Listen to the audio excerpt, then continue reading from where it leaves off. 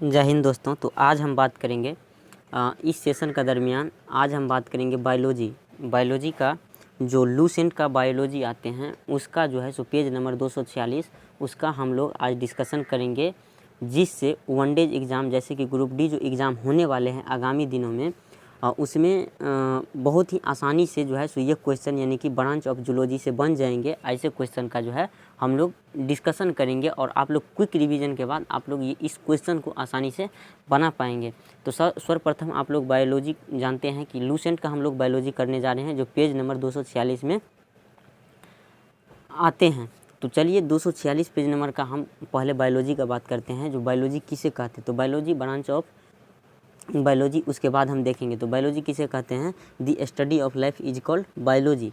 तो जीवन का जो अध्ययन करते हैं उसे ही बायोलॉजी कहा गया है। अब उसके बाद जो है सो बायोलॉजी का फादर ऑफ बायोलॉजी, ये भी क्वेश्चन कितने बार वनडेज एग्जाम में पूछ लिए गए हैं कि फादर ऑफ बायोलॉजी किसे कहा गया है। तो फादर ऑफ बायोलॉजी यानी कि अरस्तु को कहा गया है। उसके बाद बायोलॉजी को दो भागों में बांटा गया है, जूलॉजी और बॉटनी। तो जूलॉजी का जो फादर है उसे भी अरस्तुए को माना गया है, यानी कि अरस्तुए जी जो है सो जूलॉजी का भी पिता है। उसके बाद आता है क्वेश्चन ब्रांच ऑफ जूलॉजी, जो मेन मोटो है वो ब्रांच ऑफ बायोलॉजी से आता है। क्वेश्चन बहुत बार पूछ लिए जाते हैं और बहुत ही आसान भाषा में यह क्वेश्चन बनने वाले, जैसे कि पीसी कल्चर में क्या आते हैं। तो पीसी कल्चर में मत्स्य पालन का अध्ययन किया जाता है। उसके बाद आता है सेरीकल्चर में क्या आते हैं, तो सेरीकल्चर में जैसे रेशम कीट का अध्ययन किया जाता है। रेशम कीट का अध्ययन किस में किया जाता है, तो सेरीकल्चर में। जैसे एपीकल्चर, तो एपीकल्चर में जैसे तो उसमें मधुमक्खी पालन का अध्ययन किया जाता है। मधुमक्खी पालन का अध्ययन किस में किया जाता है, तो मधुमक्खी पालन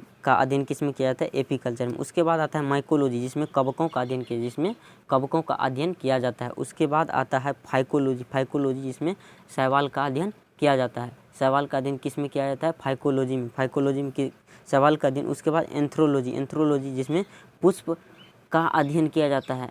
एंथ्रोलॉजी में किसका अध्ययन किया जाता है, पुष्प का अध्ययन किया जाता है। ठीक, उसके बाद आता है पोमोलॉजी में फलों का अध्ययन किया जाता है। उसके बाद आता है ऑर्निथोलॉजी में पक्षियों का अध्ययन किया जाता है। उसके बाद आता है इक्थियोलॉजी में मछलियों का अध्ययन किया जाता है, मछलियों का अध्ययन इक्थियोलॉजी। उसके बाद आता है एंटेमोलॉजी में कीटों का अध्ययन किया जाता है, एंटीमोलॉजी में कीटों का अध्ययन किया जाता है। उसके बाद डेंड्रोलॉजी में जो वृक्षों के झाड़ियों का अध्ययन किया जाता है। उसके बाद ऑर्फियोलॉजी में सर्पों का अध्ययन किया जाता है, यानी कि सांप का अध्ययन किया जाता है। उसके बाद अगला क्वेश्चन सौरोलॉजी में छिपकलियों का अध्ययन किया जाता है। हॉर्टिकल्चर यानी कि उद्यान विज्ञान का अध्ययन किया जाता है हॉर्टिकल्चर में। उसके बाद फ्लोरिकल्चर जिसमें फूलों की खेती की जाती है।